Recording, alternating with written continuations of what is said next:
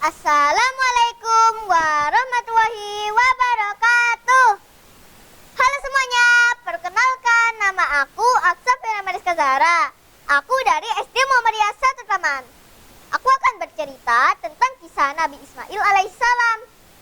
Teman-teman, udah ada yang tahu belum ya kisah Nabi Ismail kayak gimana? Yaudah, yuk simak cerita dari Aksa. Nabi Ismail adalah putra Nabi Ibrahim dari istrinya yang bernama Hajar. Nabi Ismail lahir di Palestina. Suatu ketika Nabi Ibrahim membawa Nabi Ismail dan istrinya Hajar pergi ke Mekah. Sesampainya di Mekah, Nabi Ibrahim mendapat pesan dari Allah SWT untuk meninggalkan ibu Hajar dan Nabi Ismail. Kondisi padang pasir sangatlah panas, gersang, tidak ada tanaman, dan tidak ada satupun manusia yang tinggal di sana. Lalu Ibu Hajar pun mengeluh dan dia berkata, "Ya Allah, bagaimana bisa aku tinggal di tempat segersang ini?" Sepeninggal Nabi Ibrahim, Ibu Hajar tinggal bersama Nabi Ismail. Dan bekal makanan pun mulai habis. Suatu hari, Nabi Ismail menangis karena ia merasa haus. Lalu Ibu Hajar merasa kebingungan karena bekal makanan telah habis.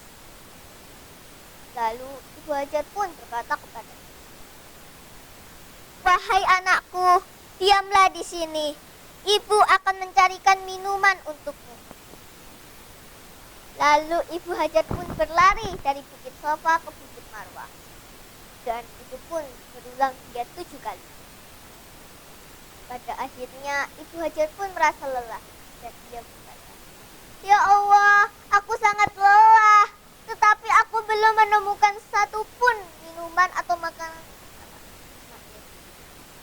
Dan akhirnya Ibu Hajar pun memutuskan untuk kembali kepada Nabi Ismail. Saat sudah bertemu dengan Nabi Ismail, Ibu Hajar pun terkejut dan dia berkata, "Subhanallah, bagaimana bisa bekas jejakanmu mengeluarkan sumber air yang jernih?" Lalu Ibu Hajar pun mengulurkan tangannya dan berkata, "Zam-zam, zam-zam, zam-zam," yang artinya berkumpullah. Maka air itu pun terkumpul. Sejak saat itu, Ibu Hajar dan Nabi Ismail tidak merasa haus lagi. Suatu hari datanglah sekelompok orang dari suku Bani. Mereka sangat haus dan mereka terkejut karena melihat ada sumber air yang tidak pernah habis milik Ibu Hajar dan Nabi. Lalu mereka pun meminta ibu. "Wahai ibu yang baik hati, bolehkah kami tinggal di sini?" Lalu Ibu Hajar pun menjawab, "Kupersilahkan kalian untuk tinggal di sini bersama kami." Dan mereka pun membangun sebuah perkampungan yang ramai. Suatu hari, Nabi Ibrahim mendapat pesan dari Allah SWT untuk menengok Ibu Hajar dan Nabi Ismail. Sampainya di Mekah, ia terkejut dan ia berkata, "Bagaimana bisa daerah ini yang dulunya hanyalah padang pasir menjadi sebuah perkampungan yang ramai?" Lalu Nabi Ibrahim pun menemui Ibu Hajar dan Nabi Ismail. Dan Nabi Ismail sangat gembira karena bisa bertemu dengan ayahnya.